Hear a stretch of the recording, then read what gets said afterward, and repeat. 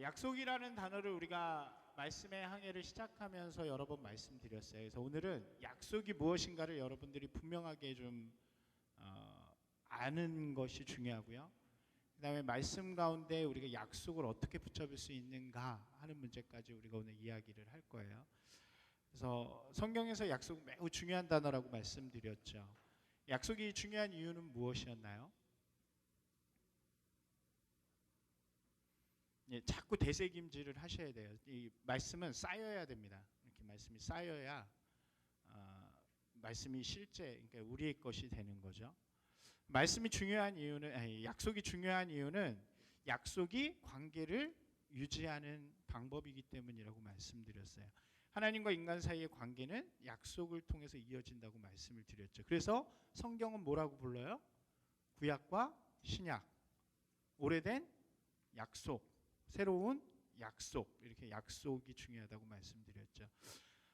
이것을 좀 이해하기 위해서 우리가 보통 특별한 관계, 스페셜 릴레이션십을 맺는다고 할 때를 생각해 보면 이 약속의 의미를 조금 더 쉽게 이해할 수 있겠죠. 관계성을 갖는다고 우리가 이야기할 때 거기에는 두 가지 의미를 좀 갖습니다. 하나는 외면적인, 외형적인 관계, 그런 모습이 있고, 하나는 내면적인 모습을 가지게 되죠. 외형적인 것은 어떤 건가요? 이렇게 좀 쉽게 생각해 보세요. 여러분들이 누군가를 사귀고 만난다고, 교제한다고 생각해 보면 외형적인 것, 외형적인 사귐은 이런 거죠. 만나서 영화를 보고 또 뭐 하나요? 밥을 먹고 또 뭐 하죠? 밤마다 전화를 하고, 뭐 연애를 해봤어야 알지. 이렇게 하여튼 그런 걸 하잖아요. 기념일을 챙기고, 그죠? 서로에게 뭐 필요한 것들을 좀 주기도 하고, 이런 것들이 외형적인 만남이라고 한다면 내면적인 모습은 좀 다르죠. 내면적인 건 어떤 것일까요? 서로를 좀 알아가고, 서로가 원하는 것, 서로가 기뻐하는 것을 알고, 서로가 어떤 기대를 가지고 있는지를 서로 좀 생각하게 되고, 서로의 꿈과 비전이 무엇인지를 좀 나누고, 그런 것들이 바로 내면적인 거라고 할 수 있겠죠. 서로를 사랑하는 마음, 이런 것들이죠. 이 두 가지 것이 같이 참 조화롭게 돼야 좋은 관계성이 되죠. 괜찮아요. 그냥 이거 가지고 할게요. 예. 요즘 썸이란 말을 많이 하잖아요. 그래서 제가 아까 전에 우리 청년들 사무실에 왔길래 물어봤어요. 썸하고 교제하는 거, 연애하고 뭐가 차이냐. 그랬더니 명확하게 얘기를 해주더라고요. 제가 생각한 것도 비슷한데, 이 요이 땅, 이게 중요하다는 거죠. 사귀자. 그게 없으면 썸이고 그게 있으면 그때부터 너 오늘 나랑 일일이야, 뭐 이렇게 되는 거죠. 네. 요즘 애들 코스프레 한번 해봤어요. 이렇게 해야 교제인 거죠. 그게 뭐냐면 약속이라는 거거든요. 그죠? 오늘부터 너는 나랑 사귀자. 이러니 같이 영화 보고 밥도 먹고 전화도 하고 선물도 주는데 그 사람과 나와 어떤 약속이 없어요. 그럼 그거는 썸이죠. 그런데 그 사람과 나와 무언에 이제 뭐 이렇게 뭐는 뭐 하고 이렇게는 안 해도 사귀기로 결정하는 그 순간부터는 어떤 약속이 시작이 되어지는 거예요. 너는 딴 사람한테 눈 돌리면 안 되고 나는 딴 사람한테 마음을 주면 안 되는 그런 무언의 약속이 시작이 되어지는 거죠. 이게 바로 교제라는 것, 내면의 시작이라고 할 수 있겠죠. 교제를 할 때도 마찬가지죠. 외형적인 것만을 추구하면 그것은 좀 실패하기가 쉬워요. 서로에게 상처만 주기가 쉽죠. 그렇지 않나요? 밥 먹고 영화 보고 전화하고, 밥 먹고 영화 보고 전화하고, 맨날 밥 먹고 영화 보고 전화하고, 이것만 하면 지치죠. 서로의 외면적인 부분들만 집중하다 보면 단기간의 외로움들은 좀 정리될 수 있을지 모르겠지만 그 교제의 깊이, 그리고 함께 만들어가는 그런 교제들은 하기 좀 어렵다는 거죠. 그렇기 때문에 진짜 교제하는 것, 연애는 어떤 거예요? 서로의 마음을 알고 서로가 원하는 것, 기쁨이 무엇인지 알고. 그래서 여러분들에게 지금 좋은 팁을 주는 거예요. 진짜 연애는 어떻게 해야 되는가? 연애란 말 맞아요. 연애는 25살 이상만 쓰세요. 25 전까지는 교제. 옆에 사람 보고 이야기하세요. 그 사람이 올드해 보이면 연애를 하자. 좀 어려 보이면 우리는 교제하면 돼, 이렇게 얘기를 하세요. 예. 여기 그 웃기잖아요. 막 요즘은 중학교 애들 뭐 고등학교 애들도 뭐 그러더라고요. 뭐 남편 아 어쩌려고 그래. 서로 외면적인 부분과 내면적인 부분이 잘 조화롭게 맞아야 되는데 중요한 거 여기서 어떻게 보면 더 중요한 거 더 우리의 그 정체성 이 교제와 만남의 정체성을 분명히 해줄 수 있는 것은 외면적인 것보다는 어디에 집중되어 있는 거예요?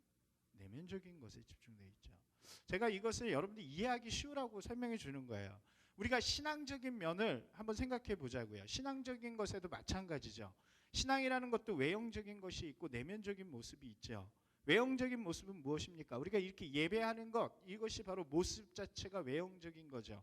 헌금을 드리고 봉사하고 찬양하고 교제하고 십자가 목걸이를 달고 십자가 목걸이를 귀에다 이렇게 달고 저 예전에 언제였어요? 라디오스타인가에 이효리가 이만한 걸 달고 왔더라고요. 그래서 크리스천인 줄 알았어요. 근데 아니 물어보니까 멋으로 단 거래요. 이런 것들이 외형적인 모습이죠. 이런 것도 물론 중요합니다.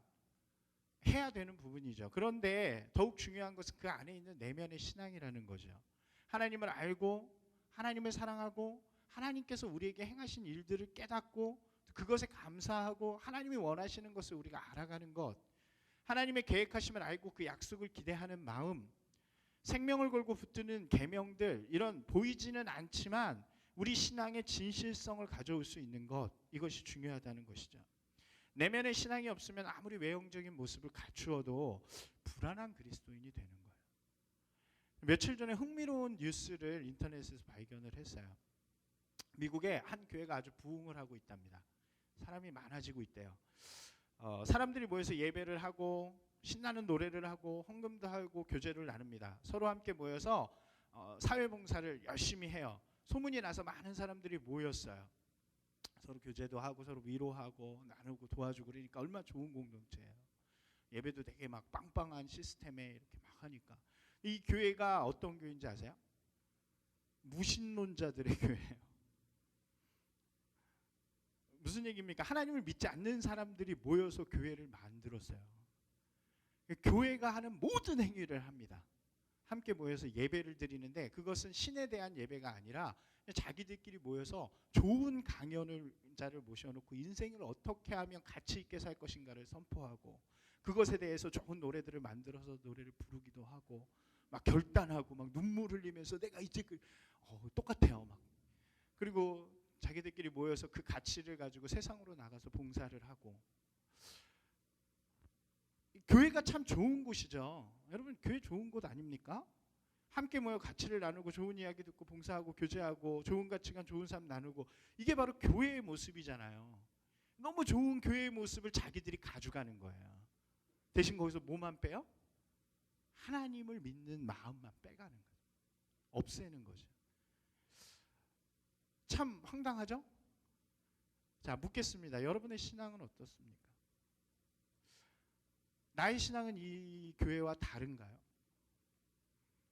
제가 한번 질문을 해보겠습니다. 여러분의 예배는 좋은 이야기를 듣거나 의무적인 시간 가운데 있습니까? 아니면 하나님을 향하여 집중하고 있습니까? 여디디아는 그냥 좋은 사람들, 착한 사람들과 함께하는 교제의 공동체입니까? 아니면 하나님이 주시는 사랑의 마음을 나누는 공동체입니까? 여러분의 삶의 기준이 좋은 가치, 착한 삶의 기준입니까? 아니면 우리를 향하신 하나님의 뜻을 붙잡는 기준입니까? 이 세상에서 복을 누리는 삶을 기대하십니까? 아니면 하나님께서 나에게 주시는 약속을 기대하는 삶입니까? 여러분은 여러분의 꿈을 꾸십니까? 아니면 하나님의 꿈을 꾸십니까? 우리가 이 질문에 대해서 제대로 대답할 수 없으면 우리의 예배나 무신론자들의 예배나 다를 게 없죠. 우리들이 추구하는 교회나 무신론자들이 추구하는 교회나 다를 것이 없죠. 왜요? 우리의 정체성 어디에 있는 거예요? 외면적인 형식에 있는 것이 아니라 어디에요? 우리 내면에. 우리 내면에 진짜 신앙에 있다는 것입니다. 여러분 이 사순절이요 여러분들의 내면을 들여다보는 시간이 되길 소망합니다. 좀 깊이 좀 들여다보셨으면 좋겠어요. 1년에 한 40일밖에 없잖아요. 좀 진중하게 하나님 앞에 나아갈 수 있는 시간. 여러분들이 이 사순절의 말씀을 통해서 또 여러분들이 하나님 앞에 서 있음을 통해서 기도함을 통해서 여러분의 내면 가운데 정말로 하나님을 향하고 있는 신앙이 있는지 그것을 좀 붙들어 보시는 시간이 되었으면 좋겠습니다. 내면의 신앙에서 가장 중요한 것이 바로 이 약속이라는 단어예요. 하나님과 나 사이의 약속.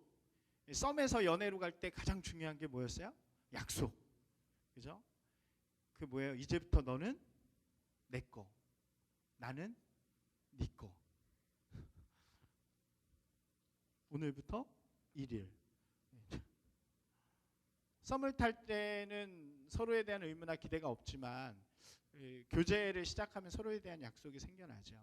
신앙에서 내면적인 것에 가장 중요한 것은 바로 이 약속이 하나님과 나와의 약속이 있는가요? 하나님이 나를 향하신 하나님의 약속이 있는가? 내가 하나님을 향하여 갖고 있는 약속이 있는가? 성경에는 다양한 약속들이 등장하죠.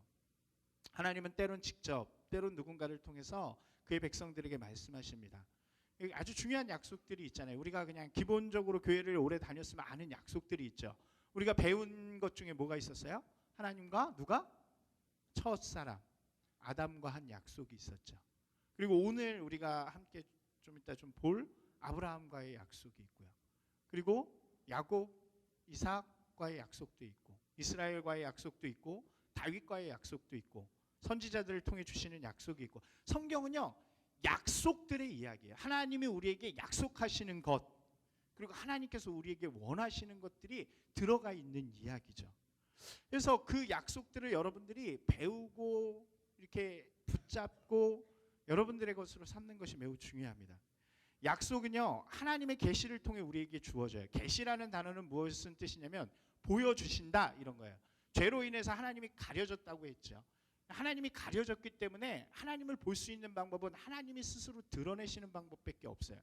성경에서 구약 시대에는 하나님이 어떻게 드러내셨나요? 자신을 직접 드러내셨죠. 아브라함에게 또 모세에게 여호수아에게 직접 말씀하시기 시작하셨어요.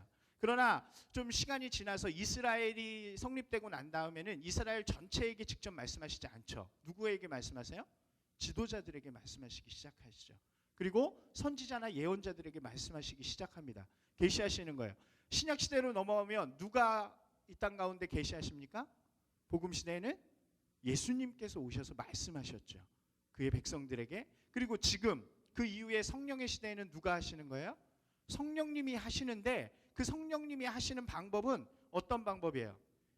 성경을 통해서 말씀을 통해서 우리에게 계시하시는 거예요. 제가 이 얘기를 왜 했냐면 우리가 살아가는 이 시대에 하나님의 약속은 어디에만 있다는 거예요.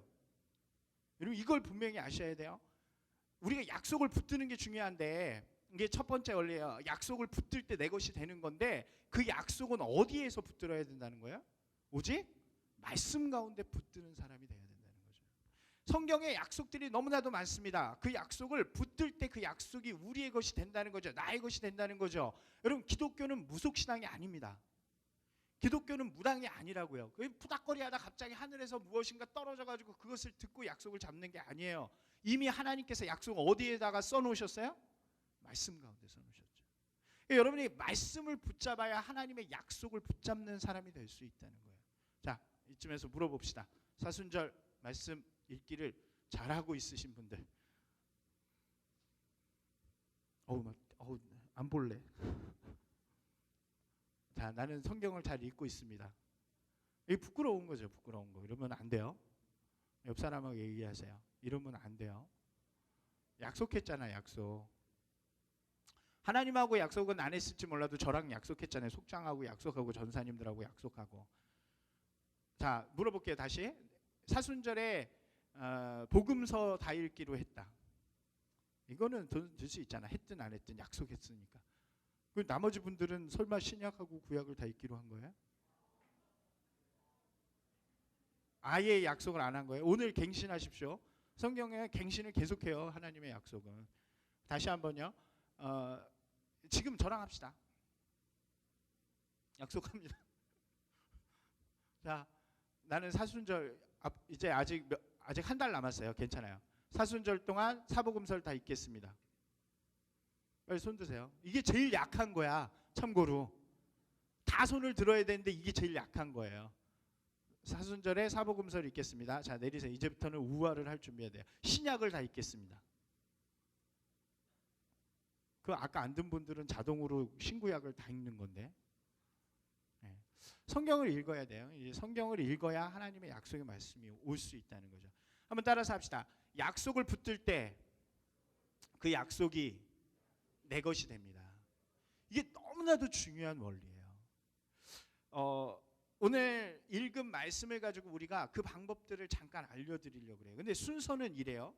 첫 번째로는 어떻게 하냐면 성경 말씀을 읽고 말씀 그대로를 이해하는 거예요. 제가 오늘 나눠드린 거에 이렇게 순서가 있어요. 그걸 잠깐 보시면서 따라오세요. 성경 말씀을 읽고 말씀 그대로를 이해하는 것, 그 말씀 그대로를 뭐라고 이야기하냐면 텍스트라고 표현을 해요. 하나님이 이 말씀 가운데 기록해 놓으신 글, 그게 텍스트예요. 그거에 처음에 집중하는 게 중요해요. 그래서 그것을 읽고 그것을 잘 이해하는 게 중요한 게 이게 첫 번째고요.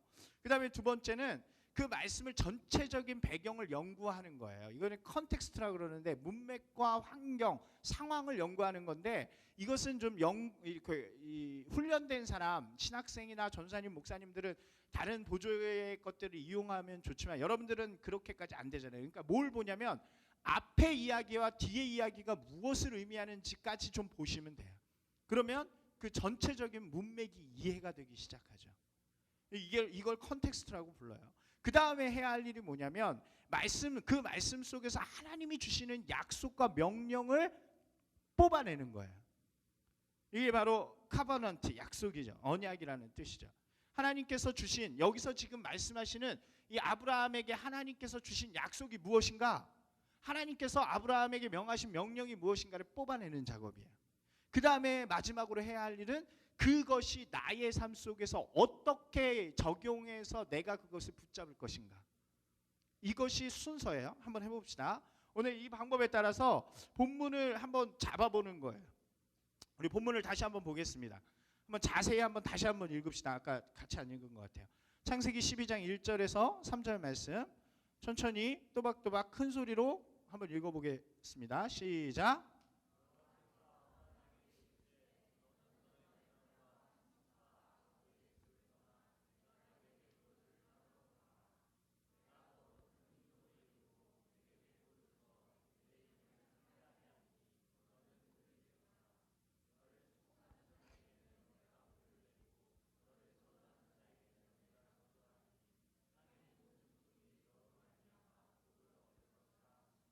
아멘.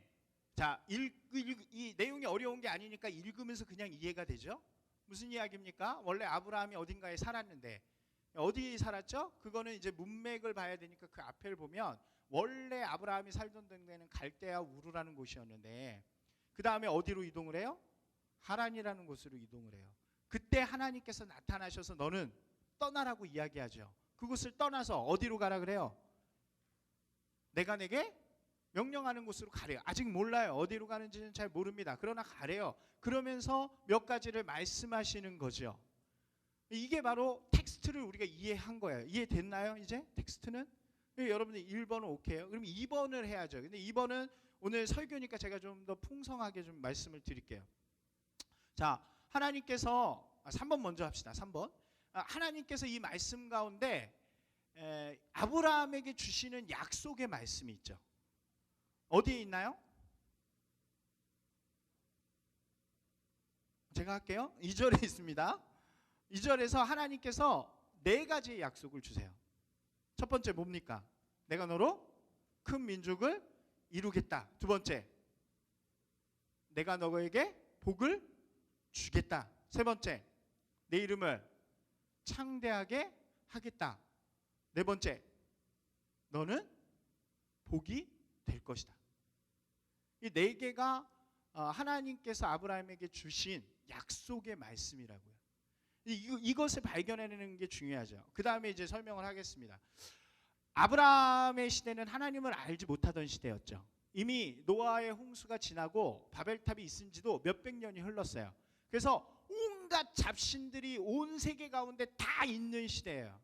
그 시대 가운데 하나님을 전혀 모르는 시대 가운데 아브라함이라는 한 인물, 동일하게 세상의 우상과 세상의 문화 속에서 자라난 그 사람 아브라함을 선택하시게 되는 거죠. 그리고 그에게 약속의 말씀을 주십니다. 전혀 하나님 알지 못하는 아브라함에게 나타나셔서 뭐라고 말씀하시는 거예요? 이제 내가 너의 하나님, 너의 진짜 신이 될 것이라고 이야기해 주는 거예요. 여러분, 이게 복이에요. 성경에서 말하는 복의 개념이 바로 여기에요. 하나님을 모르는 사람들에게 하나님께서 찾아와 주셔서 내가 너의 하나님이 되어주겠다, 내가 너의 복이 되어주겠다, 이게 성경에서 이야기하는 복의 개념이에요. 여러분, 아브라함은 복을 받았어요. 지금 복을 받은 사람이 됐어요. 하나님이 함께 하심을 알게 됐어요. 하나님을 알도록 하시고 하나님이 주인 되어주셨어요.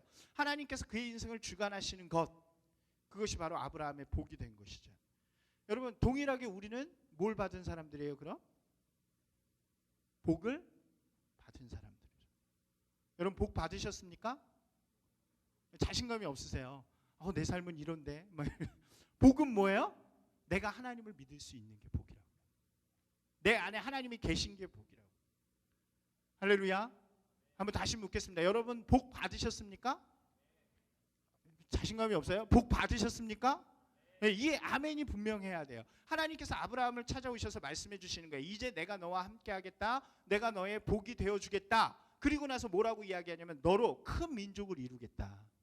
여러분, 이 시대는 부족국가예요. 부족국가. 근데 그 부족을 지금 떠났어요. 굉장히 위태로운 상황이죠. 누구하고 떠난 거예요? 아브라함하고 그의 아내 사레하고, 그 다음에 아들이 없어요. 롯하고, 그 다음에 종 몇 명하고. 길 가다가 부족들 잘못 만나면 죽을 수도 있는 상황이에요.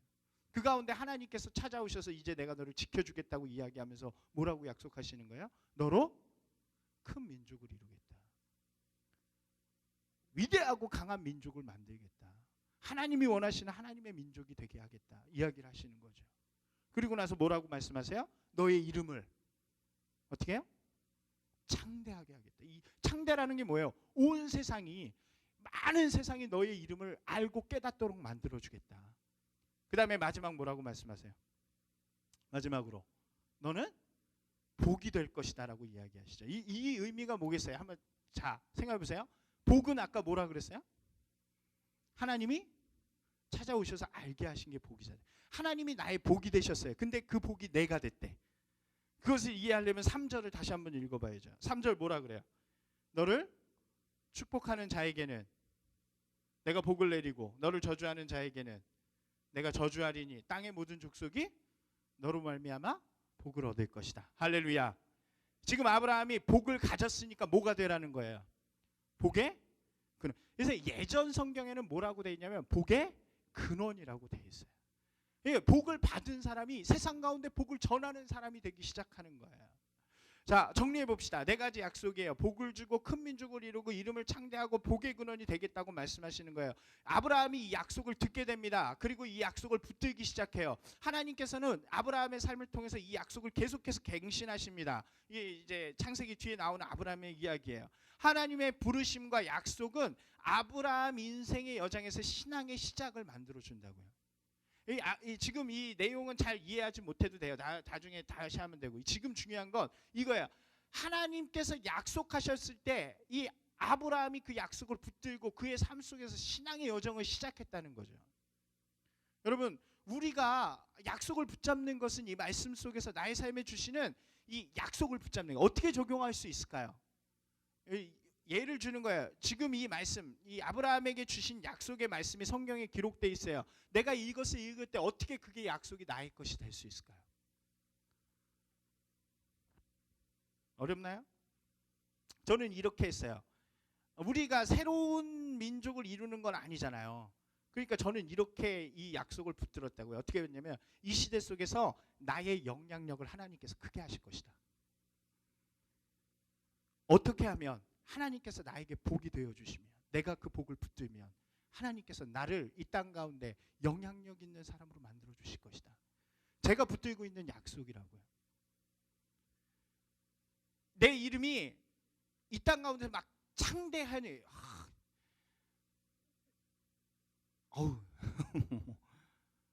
제 이름이 이 땅 가운데 창대해지게 될 것이라는 약속을 주시는 거예요. 제가 붙들었어요. 그리고 저 어떻게 붙들었냐면 이러한 일들, 내 영향력이 커지고 내 이름이 창대하게 됨을 통해서 내가 하나님의 복을 이 땅에 전하는 축복의 통로가 되게 하실 것이다. 제가 이 말씀을 통해서 제가 붙든 약속의 말씀이라고. 여러분, 이것이 말씀을 붙잡는, 약속을 붙잡는 거예요. 이스라엘에게도 하나님께서는 모세를 통하여 약속의 말씀을 주시죠. 한 절만 더 찾아봅시다. 출애굽기 19장 5절 6절 말씀이에요.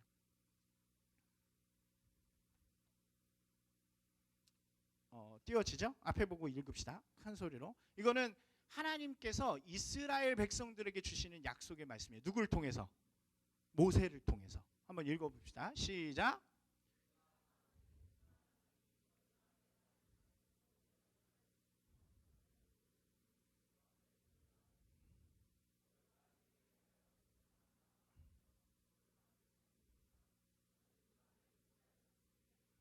예, 하나님께서 이스라엘 백성에게 주신 약속이 뭔가요? 너희는 모든 민족 중에서 내 소유가 될 것이다. 너희는 내게 대하여 뭐가 되나? 제사장 나라가 되고 거룩한 백성이 될 것이다. 이것이 하나님께서 모세를 통해 이스라엘 백성에게 주신 약속이란 말이에요. 근데 이스라엘 백성들이 그것을 듣고 붙잡기 시작해요. 근데 뭐만 붙잡냐면 하나님의 소유되는 거, 이 세상을 만드신 하나님의 소유되는 건 붙잡아요. 그리고 거룩한 백성 되는 것도 붙잡는데 뭘 붙잡지 못하냐면 제사장 나라가 되는 걸 붙잡지 못해요. 그래서 이 사람들은 자기들만 거룩한 사람들이 되는 것에 만족해요. 그것이 선민사상이죠. 하나님께서는 계속해서 약속의 말씀을 우리에게 주십니다. 말씀을 통해서 무엇을 붙드느냐, 혹은 그 말씀을 붙드느냐 붙들지 않느냐에 따라서 우리의 삶의 모습이 변화되기 시작하는 거예요. 예수님의 때도 마찬가지였죠. 예수님이 이 땅에 오셔서 하나님의 계획을 이루십니다. 그리고 온 인류를 향해 하나님의 약속을 선포하세요. 누구든지 믿음으로 나아오면 구원을 얻으리라. 죽음에서 생명으로 옮겨지리라. 영생을 얻으리라. 약속의 말씀을 선포하셨어요. 그런데 어떤 사람들은 그 말씀을 어떻게 해요? 붙들었어요. 근데 어떤 사람들은 어떻게 해요? 거부했어요. 그들의 인생이 변화되기 시작했다는 거죠.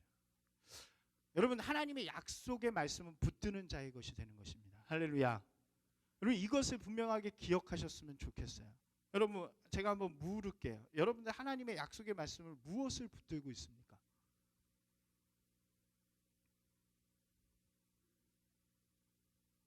갑자기 무거워졌어요. 여러분 안에 하나님의 약속이 없으면 불안하지 않아요? 왜 우리가 신앙이 담대함이 없을까요? 왜 우리의 신앙에 확신이 없을까요?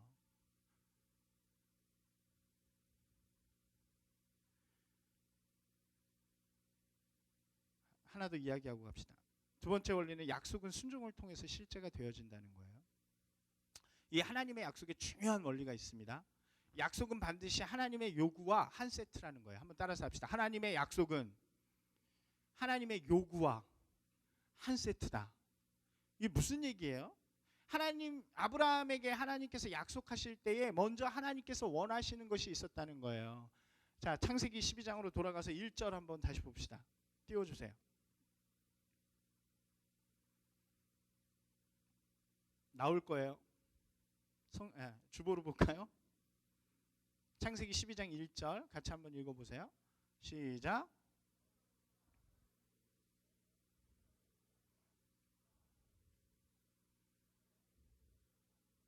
네. 여기 보면 하나님께서 원하시는 일이 있죠. 뭐예요? 두 가지죠.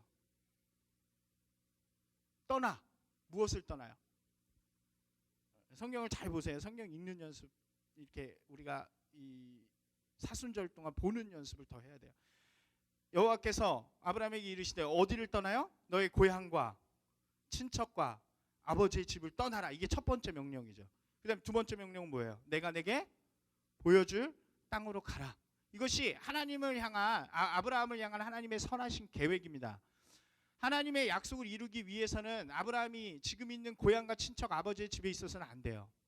지금 하나님께서 아브라함에게 약속을 주시는데 너가 복이 되고 이름이 창대해지고 거룩한 큰 민족이 되고 그로 말미암아 온 세상이 너로 인해 복을 받아야 되는데 지금 있는 곳에서는 안 된다고 그러는 거예요. 그러니까 명령하시죠. 떠나라고 이야기하죠. 왜요? 그곳이 어디니까요? 이게 배경이에요. 그곳이 지금 아브라함이 있는 곳은 죄악된 곳이란 말이에요. 아브라함의 전승에 의하면, 이거는 이제 여기 나와 있는 건 아니고 요세푸스라는 다른 책에 나와 있는 것에 보면, 그 아브라함의 집안이 원래 뭐 하는 집안이었냐면 우상을 만드는 집안이었대요. 그 바벨론에 그 마르뚝이라고 생긴 그 있어요. 그 우상이. 그거를 만드는 집안이었대요. 여러분, 그 집안에 있는 그 고향에, 그 친척에, 그 아버지의 집에 있으면 하나님이 원하시는 일이 돼야 안 돼요? 안 되시죠. 그래서 하나님께서는 그 약속을 이루기 위해서 무엇을 하시냐면 반드시 명령을 하시는 거예요. 그럼 질문할 수 있죠. 하나님께서 왜 아브라함에게 먼저 명령을 주십니까? 하나님께서 약속을 이루는 방법, 약속을 이루게 하기 위해서 명령을 주신다는 거예요. 여러분 기억하십시오. 하나님의 명령에 순종하는 것이 약속을 이루는 도구예요. 좀 다시 한번 설명해 보면, 하나님의 사랑이라는 큰 바운더리 안에서 하나님은 그의 사랑하는 백성을 향해서 약속을 주십니다. 그리고 그 약속은 거저받는 것이 아니라 하나님의 명령 안에서 이루어진다는 거예요. 여러분들이 신앙생활을 한다는 것을 우리가 다시 돌아보면 우리 안에 뭐와 뭐가 분명하게 있어야 된다는 거예요. 하나님의 약속. 좀 어렵나요?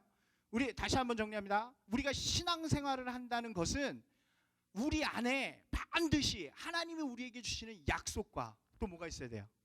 명령이 있어야 된다. 다시 질문할게요. 여러분, 하나님이 주시는 약속과 명령이 있으십니까? 성경은 이쪽 거를 하나님의 축복의 약속이라고 부르고 이쪽을 계명이라고 불러요. 여러분이 그것이 쌓여가는 분들이 되셨으면 좋겠어요. 이 사순절에.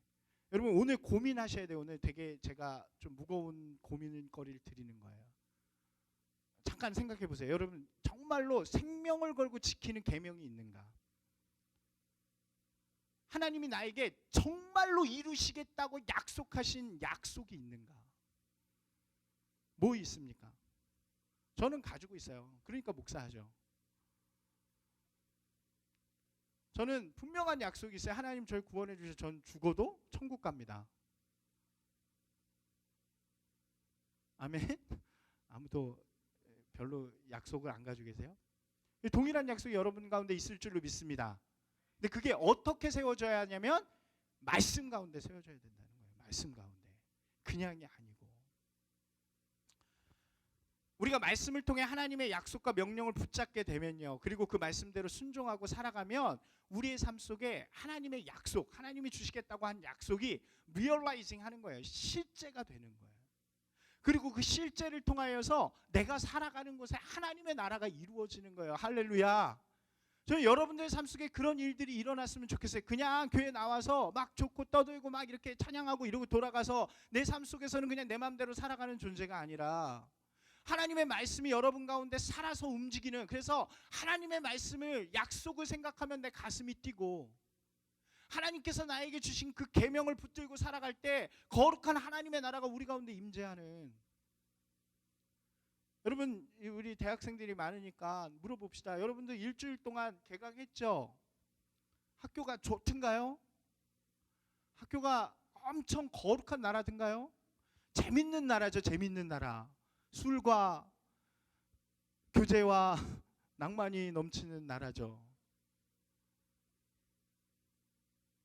여러분 우리가 진짜 그리스도인들로 서 있으면요, 학교나 세상에 나갔을 때 우리가 어떻게 될까요? 되게 힘들죠. 그렇지 않나요? 어렵죠. 세상은 뭐라 그래요? 서로 미워하고 경쟁하고 싸우라 그러는데 성경은 뭐라 그래요? 원수까지도. 쉬워요? 어렵죠. 그런데 그게 왜 지켜져야 되냐고. 왜? 여러분 우리가 원수까지도 사랑하란 말을 웃으면서 이야기하는 게 아니라 누군가는 그거를 생명으로 열기고 잡는다고요. 그게 뭐예요? 계명이에요. 계명. 계명이라는 말이 뭐예요? 10계명. 그걸 어기면 뭐 한다는 거예요? 죽겠다는 거예요. 죽겠다. 말씀이라서가 지키는 게 아니라 내가 하나님의 말씀이 나에게 지금 임해서 내가 붙잡았기 때문에 내가 목숨을 걸고 지키겠다라고 하는 그 계명이 우리 가운데 살아 있어야 우리의 삶 가운데 누군가는 그 일들이 이루어 나가지 않겠어요? 누군가는 여러분이 있는 학교를 변화시켜야 되지 않겠냐고요. 그게 약속이죠. 내가 너로 이 복의 근원이 되게 하겠다. 아브라함에게 주신 약속이잖아요. 내가 너의 복이 되어 주겠고 너의 이름을 창대하게 해서 너가 있는 곳에서 너가 축복하는 사람들은 다 축복받게 하겠다. 무슨 얘기예요? 너로 인해서 그곳이 하나님의 나라 되게 하겠다는 거 아니에요. 그 누군가는 그 약속을 붙들고 기대하면서 여러분이 있는 직장으로, 가정으로, 학교로 나가야죠. 그리고 그것이 무엇을 통해 이루어져요? 내가 붙드는 계명을 통해서. 그런데 이게 아무것도 없어. 이게 아무것도 없어. 약속도 없고 계명도 없어. 그럼 누가 하냐고, 누가. 저는 우리 여디디아 공동체가 진실된 공동체가 되었으면 좋겠습니다. 우리가 이 사순절에 좀 고민하자고요. 나는 진짜 그리스도인인가? 여러분, 믿고 천국 가는 얘기는 중학교 때나 하는 거예요. 중학교 때나. 여기 천국 안 갈 사람이 어디 있어? 나가다 죽으면 다 천국 가지. 아니에요? 다 가잖아요. 다 가. 이제 그런 거 갖고 고민하지 말고, 그건 너무 쉬운 일이니까 이제 우리가 정말로 그리스도인의 가치를 가지고, 여러분 우리 흔히 이런 표현 쓰죠. 신앙이 좋다, 신앙심이 깊다. 누구한테 그런 말 합니까? 막 기도하는데 막 신학적인 용어를 쓰면서 목소리도 주여 막 이러면서 하는 사람이 신앙이 깊은 건가요? 그렇지 않죠.